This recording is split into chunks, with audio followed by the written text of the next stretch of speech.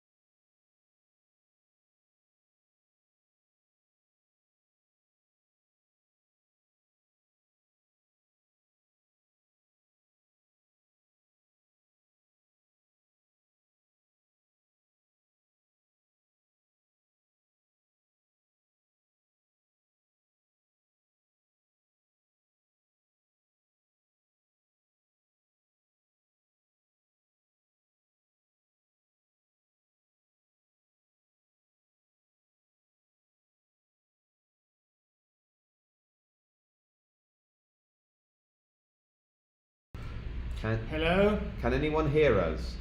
Now. Please. I guess we can do our own closed caption. If you can hear us, say something. This is on the microphone of the...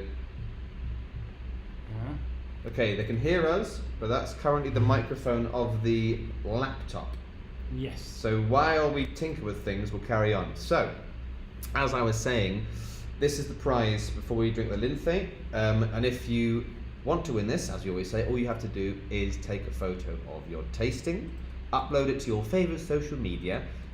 Instagram is the most fun for us because we can repost your photos, but wherever you post it, as long as we see it, we'll take your name down, and at the start of our April box, we'll draw the winner. The reason Clio is special, as we've said, we love this big, boozy Monastrell with a touch of Cab Sav in there from Jumia. 16% alcohol, so it's not for the faint-hearted. Very, very nice. But there's only 2 bottles left, and one of them is for you. And it's not going to be more wine until November. So I was making a joke how we should have Clio Day. And then Rocky said, oh, you mean like Beaujolais?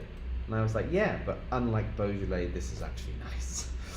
So if you want to win this, you've only got today and Wednesday, the last 2 opportunities to take photos. Obviously, if you have the previous bottles and you haven't yet taken a photo, you can still do that.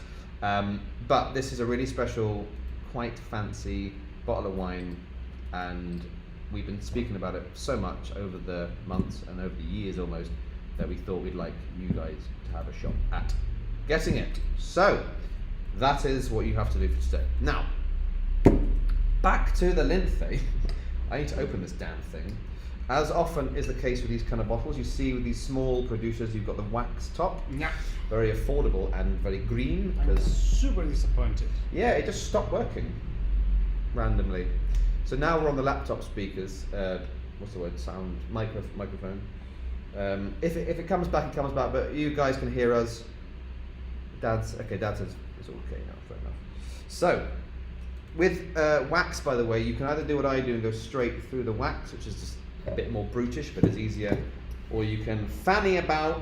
Do you know that expression, fanny about? No. It's like waste time. You can fanny about and take all the wax off, but I just like to pop it to fanny about. And then you just take. You can't just scratch your hand. I'm covered in cuts. I'm turning into like a 13-year-old boy. I'm like hurting myself.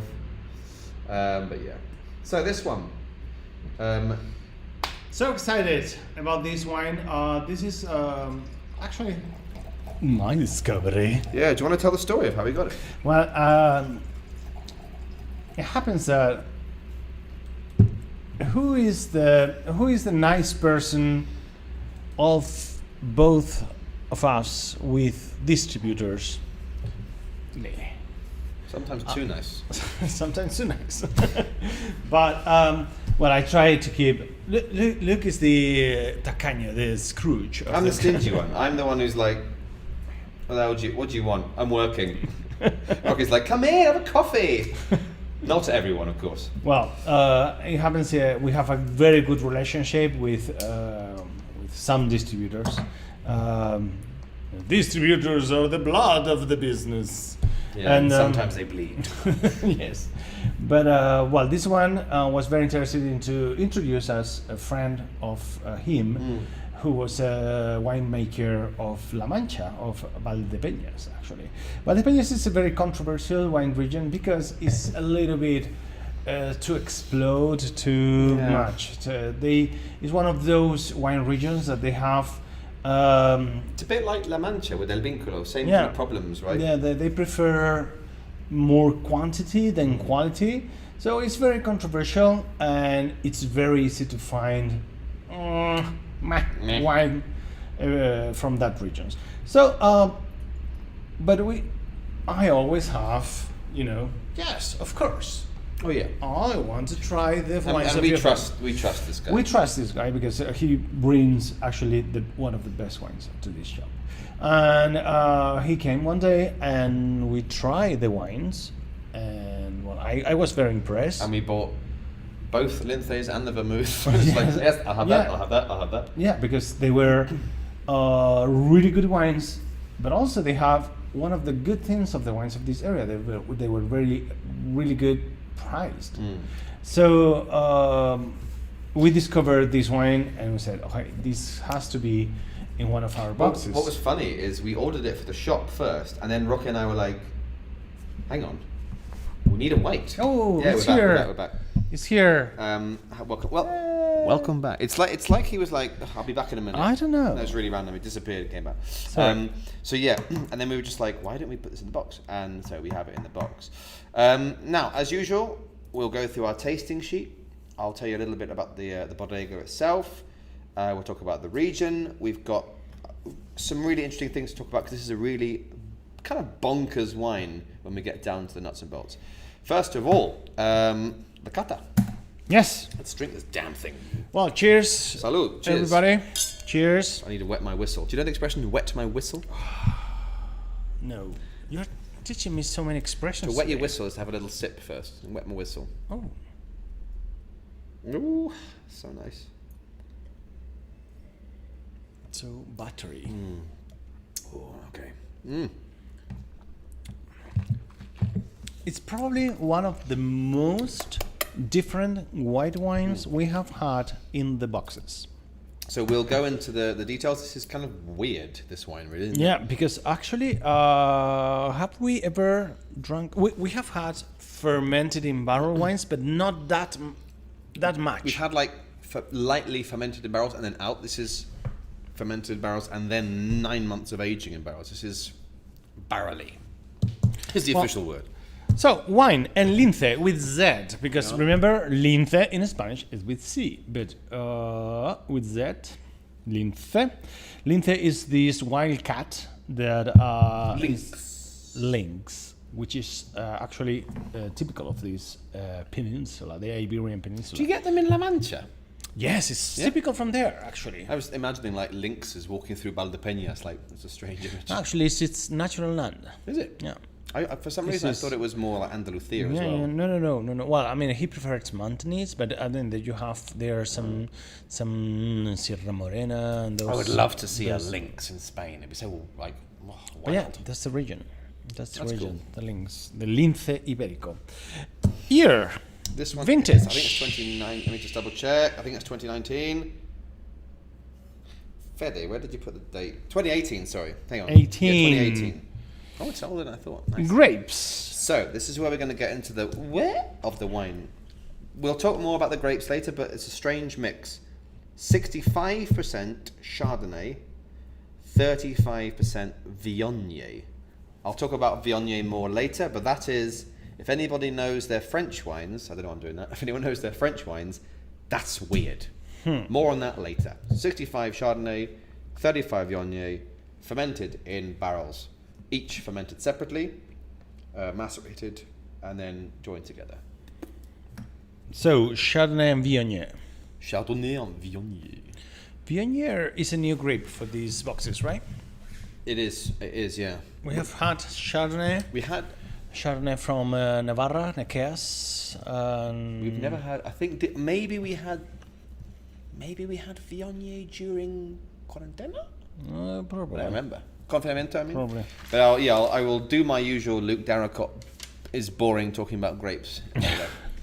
Alcohol content. 13.5. Fine. Same as the the Albillo from last month. Producer Lucendo. Yeah, this is the thing. So, again, we'll talk more about the bodega, but this is from Bodegas Lucendo.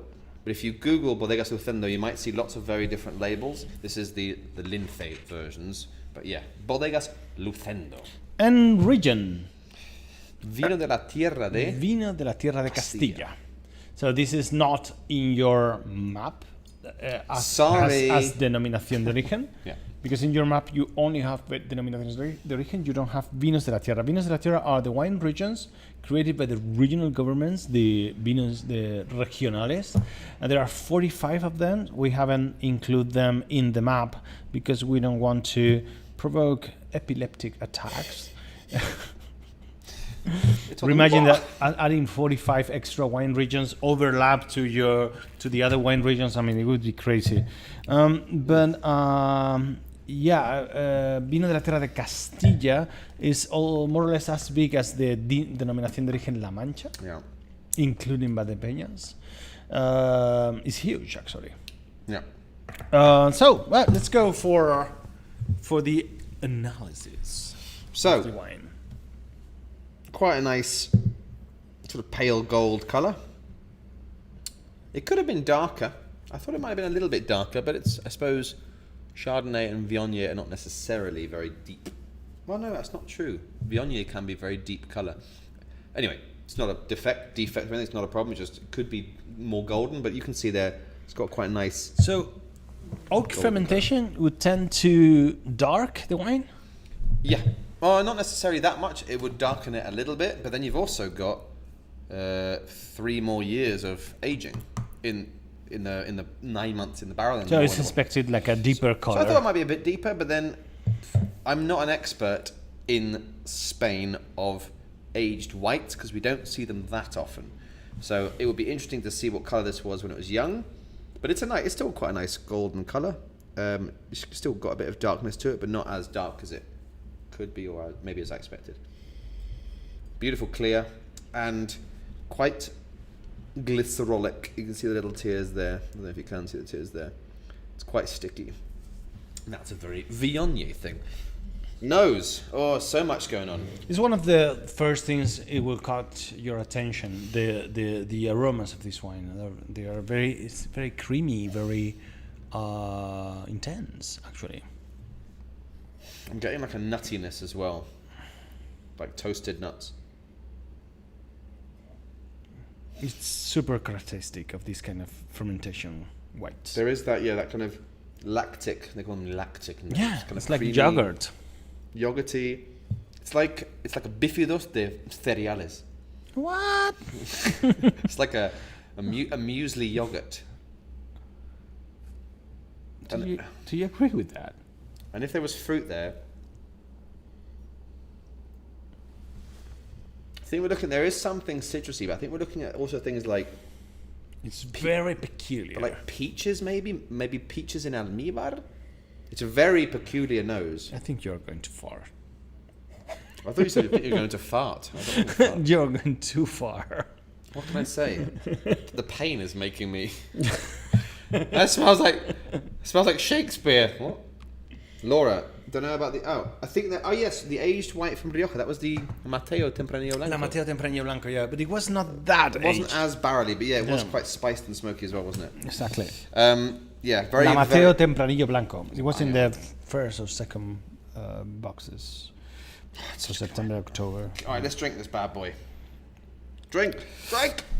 It's very creamy, oily, unctuous. Yeah.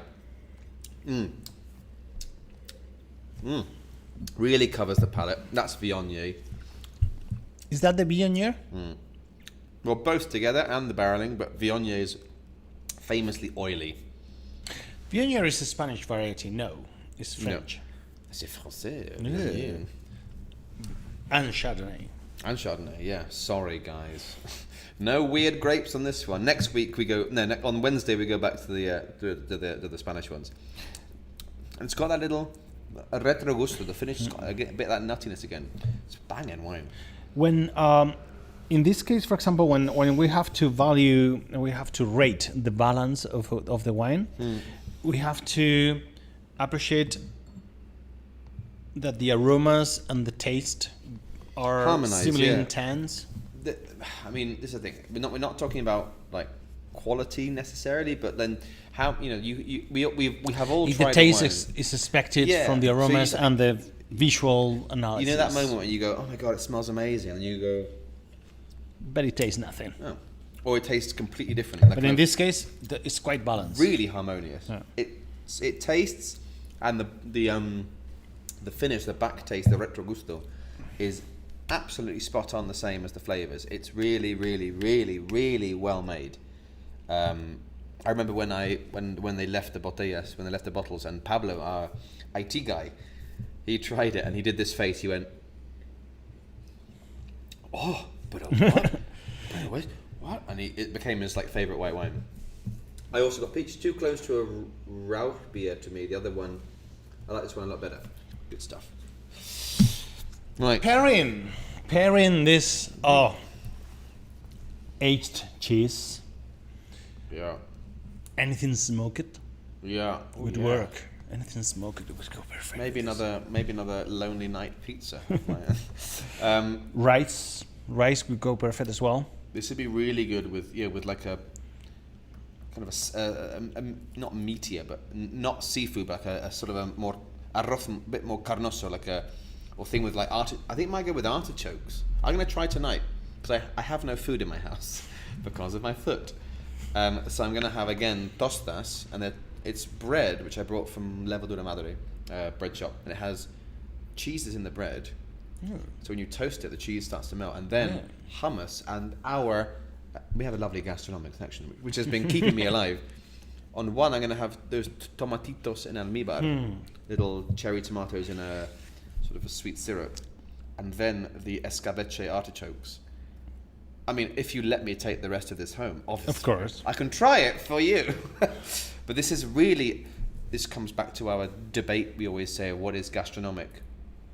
This aroma profile would go so well with so many things. I think this would go really well with Christmas dinner and Thanksgiving food as well, because the creaminess would go well with the. It is so cream and soft that it could pair perfectly even a fruit salad, sweet fruit salad. You're out of control. No. I'm seriously. I mean, it's not. I mean, it could pair something sweet also. Yeah, I think it can bounce with those sweeter flavors. So when you have cranberry sauce on your turkey at Christmas, it's just such. What do you think? So by the way, I mean, some of you are drinking the wine with us. It's got a furry label. It's got a velvety label. That's such a good wine. You like it a lot. Yeah, I'm also the alcohol dulls the pain in my legs. But I mean, seriously, Luco was super excited with this wine since the first day. Actually, yeah, that's maybe why I got a bit excited last week and put the wrong wrong one on. There is another. Well, this is the wine. My dad says, "What about my famous turkey risotto?" It would exactly that. Your turkey risotto, Papa. When I come back, I'll bring some of this. There is another red wine. I think you sold it. Yes. And there is they've got the same one with a similar label, but just yellow. Yeah, that's the red version. We are stock out of the red version because we sold everything. And it's made with another autochthonous grape, with a very rare grape called Tinto Velasco. So now we have to choose a different podcast for this week. So another thing with this, which is interesting for us, is this grape Tinto Belasco, this random, unheard of, unseen, autochthonous variety. So they mix it with a Syrah, and it's really yummy, peppery, spiced, but quite full red wine. Suggest this glass. I could go for a big one. Yeah. It's a wine for enjoying the aromas, and so the bigger you go, better. Temperature, cold but not too cold. This is getting better as it's out As all the fermented wines, it's better if it's appreciated not so cold, because the aromas are better expressed. So if the normal temperature for a white is 10 to 12, I could go 12 to 14, 13. And the price. What about the price, Mr. Daracot? I think it's like 12 euros. That's the good thing. Because La Mancha. Ay, La Mancha. Ay, La Mancha. La ¿Qué Mancha vamos a hacer con La Mancha? La Mancha, the curse of La Mancha is that... You see windmills. Yes.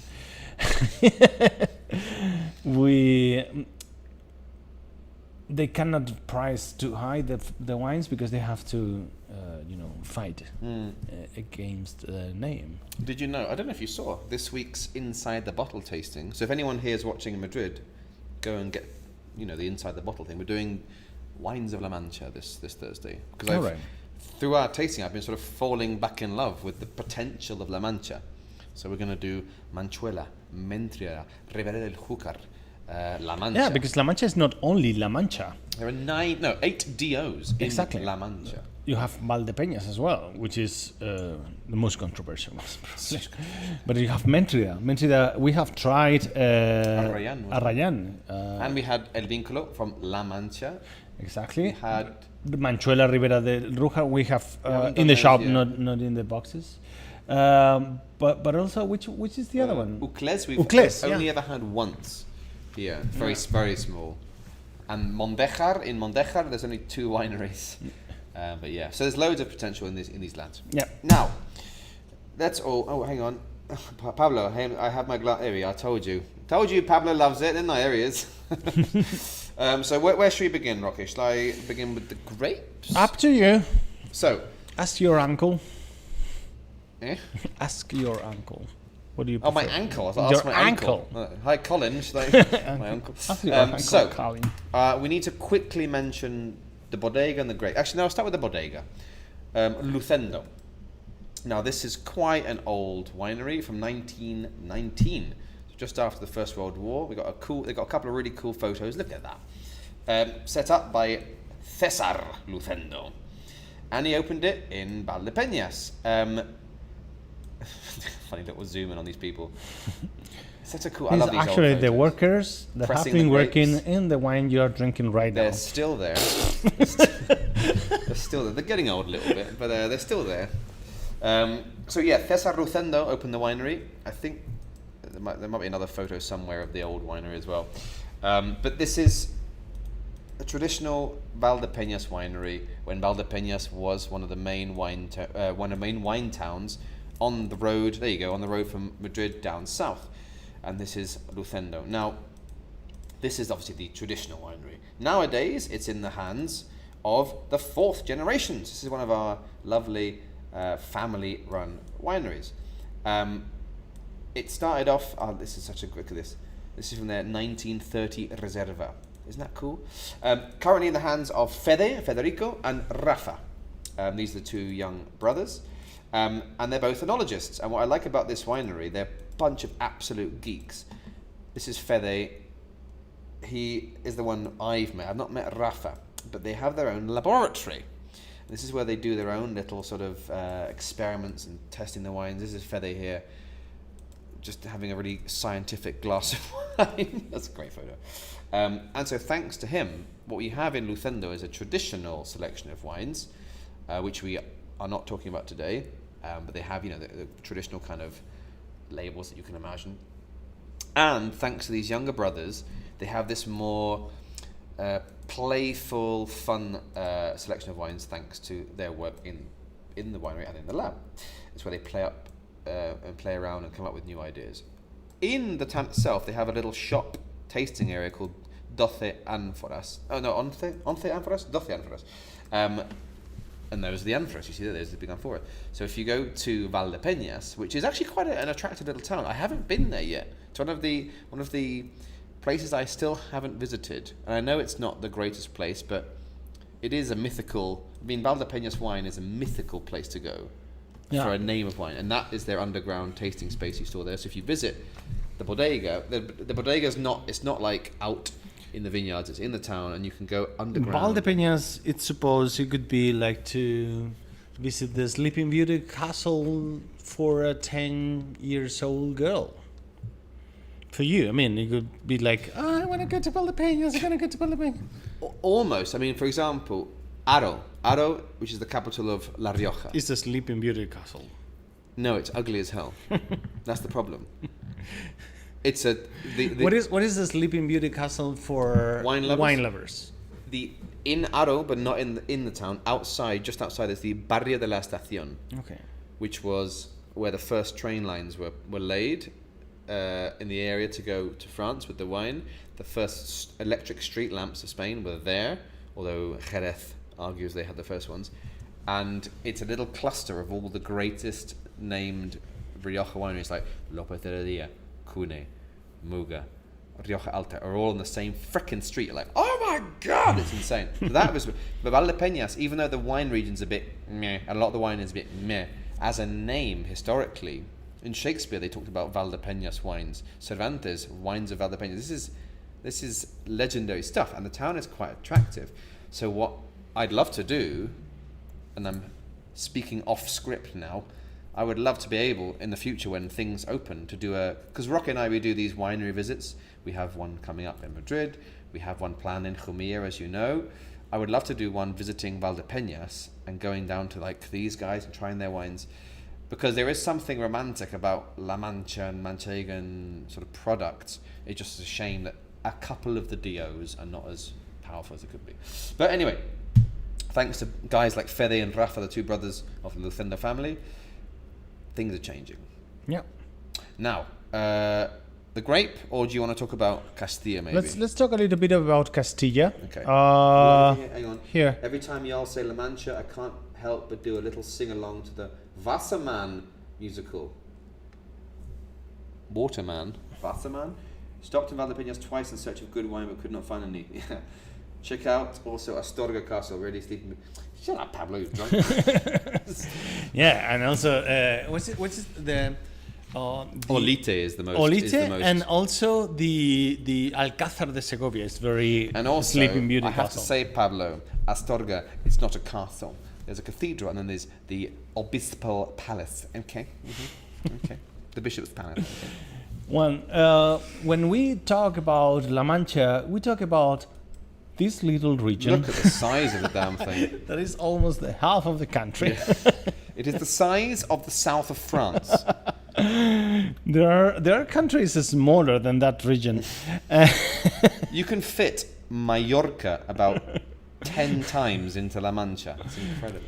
It's actually the most extensive wine region in Spain and in the world. Yeah. And politically, we're talking about Albacete, Ciudad Real, Cuenca, and Toledo, and Guadalajara. So it's huge. It's huge. You have. I think isn't it the second or third largest comunidad autónoma? Number one is Castilla y León, and then it's Andalucía or La Mancha. It's huge. It's La Mancha. Castilla y León is the biggest. Castilla y León is the biggest, but the wine region. Oh, wine region, yes, La Mancha. Wine region is La Mancha by far. And the number of hectares is like what? 3 billion? No, it's more or less 157,000 hectares. That's a large amount of That is bigger than your house. That is not hard. Most cupboards are bigger than my house. Well, the one of the main characteristics of geographically talking about this region is that it's flat as a pancake. Yeah. But it's very high. We are talking about 700 meters as an average over the sea level. which makes this weather perfect for extreme continental weather. Yeah, it's pretty brutal. It's La Mancha. 40, 45 easily degrees in summer, and it can go to 12 to -10 in winter. Which is, I don't know if you know the answer to this, which is more extreme, in general, Castilla or Castilla-La Mancha? I think, in contrast, is more extreme La Mancha. Yeah. It's hotter in Because it's a bit summer further south, maybe. because it's southern. And it's yeah. I mean, the temperature change is stronger Yeah. in La Mancha. I mean, if you want, It can be really cold. if you want to really feel remote while you're visiting Spain, drive out into the middle of La Mancha, and then you will feel, or Extremadura. But if you go into the depths of La Mancha, you feel like civilization is so far away. Another characteristic of La Mancha as a wine region is that it's very flexible regarding the amount of varieties of grapes allowed. You can make almost any variety. So that helps with Erkan, who said you must get a huge variety from an area that big. You Yeah, absolutely do. yeah. But I mean, if you wanna have a Pinot Noir, a Merlot from La Mancha, it's possible. You can have it. But remember, we're talking about La Mancha, not necessarily Dio La Mancha. From No, La we are Mancha. talking about Vino de la Tierra de Castilla. Yeah. Which is very flexible. Very flexible. Very flexible. So, which is good in one way, because you can experiment and bring other varieties from other countries and you experiment and make your Spanish versions of Pinot Noir. But on the other hand, is the gate for introducing like wine. Yeah. Well, It has its. I mean, this is a perfect example of how being flexible can be amazing. But we have tried versions like Merlot from La Mancha, which are very questionable. and they've just been like, that is wine. Well, speaking about the flexibility, I think now might be a good time to talk briefly about the grapes, because as you mentioned at the start, none of these, or neither of these, are Spanish. Now, Chardonnay, I'm not going to talk much about Chardonnay because you all know Chardonnay. Chardonnay is the greatest in terms of planting and fame of the white wine grapes in the world. Not my favorite grape, purely because what is Chardonnay? It is very important in US, and one of the things I like to mention in our wine tastings here in the shop when we have US guests, which is very usual, very frequent, is that please, if you are in Spain, do not ask for a Chardonnay. This is not a Chardonnay country. We have good Chardonnays. We have terrible Chardonnays as well. But this is not a Chardonnay country, and please do not ask for a Chardonnay in a restaurant if you don't want to be slapped by the waiter. Okay, will come from his house and find you and slap you with his glove. Yeah, so Chardonnay, the problem with Chardonnay is there's no, this is a controversial point of view, but there's no real, for me, intrinsic, this is a Chardonnay characteristic, because it's famously sensitive to external effects, malolactic fermentation, oak treatment, climate. But the beautiful thing about that is you can play around with it a lot. So here it's taken very well to the oak. Now, Viognier is the grape I want to mention. Now, Viognier is a French grape, and we have a photo of it when Roque finds it. Do your job. Get a photo of Viognier. Oh, sorry. Jeez. I was like, we have Viognier. That's not. So Viognier is a French grape, but it's not from the same place. When you mean Viognier, you mean these little things? Oh wow, such amazing time. Now you see there's a little bit of rosiness and a deep colour. Sometimes they can be very deep coloured. Now, if I said to a normal French person that I was making a white wine blending Chardonnay and Viognier, they would slap me in the face. So Chardonnay is, the traditional home is sort of Burgundy area, northern France, but you can have it anywhere in the world. Viognier is from the Rhone Valley. Now you can find it in the Languedoc as well, but it's from the Rhone, specifically the northern Rhone. And Viognier is a grape which needs a relatively warm climate. It can withstand drought quite well, but it likes a warm climate. So the Rhone is a bit warmer than the northern France, and you get these lovely deep coloured grapes. This is a nice photo I found, but you can find them. They can be quite darkly coloured. Now they're quite difficult to grow. It reminds me Muscat. Yeah, maybe. Muscatel. Yeah, I mean, yeah. visually. Yeah, it's quite sort of dark Very. and juicy looking. Let's play it again. Let's play it again, Sam. So yeah, it's quite difficult to grow grape, partly because if it gets too hot, you screw it up. If it gets too cold, you screw it up. It's not very forgiving, and it's very susceptible to powdery mildew, which is one of these kind of fungus things. So you've got quite a narrow window for picking it. What you do have is a very aromatic grape. It's these kind of white floral things, honey, stone fruit. You know, we talk about peaches and pears and stuff, with this pronounced kind of yellowy colour. So most of the colour work going on in this wine is probably from the Viognier, and it's quite a rich, oily, sort of low acid kind of grape, which is why Chardonnay is there to balance it out. So why did I say I'll be slapped? Well, Chardonnay and Viognier are relatively different white grapes from very different original home sort of climates. So it'd be like in Spain somebody saying, "Oh, I've made an interesting blend. It's Mencía and Monastrell." You'd be like, "What?" Monastrell's from Jumilla and from the Valencia, and Mencía's from Galicia. It's just weird. It's just wrong. It just doesn't happen that often, I suppose, unless you're in the hands of crazy Fede and crazy Rafa and the Lucendo boys. And they've actually come together quite harmoniously, because on this wine you have the gentle, soft, creamy, toasty notes there in the Chardonnay, but you have that oily unctuosity and stone fruit florality of the Viognier. I found the allowed the list of allowed grapes, white grapes of Vino de la Tierra de Castilla. Everyone, hold your horses. I know you're waiting for it. Airén, Albillo Real, Chardonnay, Gewürztraminer, Macabeo o Viura, Malvar, Malvasía aromática, Marisancho o Pardillo, Merceguera, Moscatel de grano menudo, Moscatel de Alejandría, Parellada, Pedro Jiménez, Riesling, Sauvignon Blanc, Torrontés, Verdejo, Verdoncho y Viognier. Oh, you finished. Those are the whites allowed. The reds take 3 pages. I mean, if you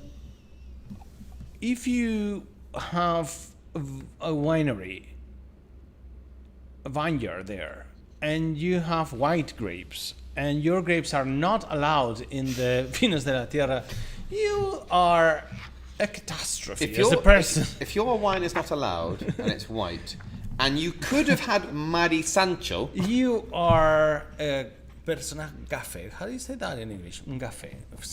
Someone that attracts bad luck. Luke Darracott? Yes. Yeah.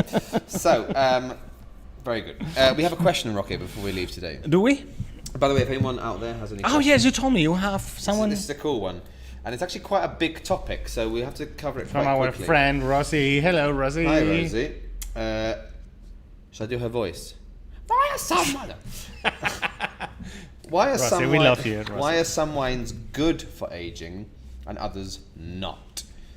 Now that is, on one hand, we could do a quick answer, but This is big a very, topic. very interesting question. Why you can age some wines, why you cannot Because age a some lot of others? people come in and they ask us, like, how long can I lie this down for? And you're like, so, shall I begin? Do you want to begin? I mean, Damn it, Rosie. Well, let's look at it another way. What in the wine helps the wine age? Rocky Madrid. Okay. Murphy University, Rocky Madrid. Is a mix of tannins, alcohol, and oak training. 2 more. And I don't know. I'll give you a clue. And acidity? Yeah. And one more thing. Pedro Jimenez is an example. And sugar. Boom. This is the thing. On one hand, it's like you got so excited there, annoying child. On one hand, any of these things can kind of help you. So, acidity, sugar, alcohol, tannins. So tannins, they're structural components. They help stabilize the wine. which is why red wines are quite good at Yeah. it. But then you think, oh, but white wines, some of them can age. Acidity is a preservative, sugar is a preservative, which is why port and Madeira and Pedro Jimenez lasts forever. Oak treatment is a really interesting thing, I think, because obviously alcohol, sugar, tannins and stuff, and acidity. But oak treatment, because what you're showing, well, on one hand, oak actually adds a bit of tannin anyway, but it's sort of giving you the proof already. If your wine is a reserva and it's good, the oak treatment has already showed you this wine can age. It's like a crack on, do more. You know what I mean? I mean, if you are not sure if you can age the wine you have bought, I mean, the best thing you can do is to ask in the shop to ask, can I age this wine? Luke and I, we are not experts aging wine. The longer the longer we have aged a wine was 4 days. No, that was too much. It was close to 3. Very close to 3. The longest I've ever had a wine was because of lockdown. And I didn't want to drink by myself. Because you forgot the bottle. No. It was the Batan Jorge Ordóñez one. Remember the special bottle? Yeah. And I was like, I'm not going to drink this by myself. So it sat there. It was already there for months, and it was there for more months. I was just like... Also, we have a white wine here. So I was trying to mention, with white wines, acidity is the friend. Because there's no tannins, there's no polyphenols and anthocyanins from pigment color. Acidity is your friend, and sugar. So with this stuff, you're looking at really just acidity. Then there is like a necessary aging sometimes before you drink it. The good thing is, in Spain, the wines you can buy in shops normally are already aged. Yeah, Spain does the ready hard work for you. to drink. It's not like in California that you buy wines, but you have to age the wine at home. When we filmed in Barolo, she said, this wine will be better in 10 years. I'm like, well, your wine can suck. Yeah. It's like stupid. Yeah, because you assume the risk of aging, because age is a risk. But you know what? Their response is, yes, but if we do the aging, it'll be even more expensive. Like, that's why Spain wins. Yeah. Last thing to mention, less romantic, SO2. We often talk about natural wines, biodynamic wines. Sulfites help your wine last longer. If you want to age your wine, don't buy natural wines. Don't buy bio wines. Yeah. Organic is okay. Normal sustainable farms okay, but sulfites will preserve your wine as well. Yeah. But that's... For example, if you buy a Beaujolais or a similar wine, there's also... Can you age it? You can, but there's no point, is there? Because the wine... The young, fresh wines will lose their vibrancy and they just won't be as nice. You could, but what's the point? Yeah. Laura, follow up to Rosie's question: does this change by year or crop? Not really, because the crop itself will tell you about the quality of the wine probably, but the winemaker will play around in the vineyard so much, and in the winemaker, so it won't change that much now.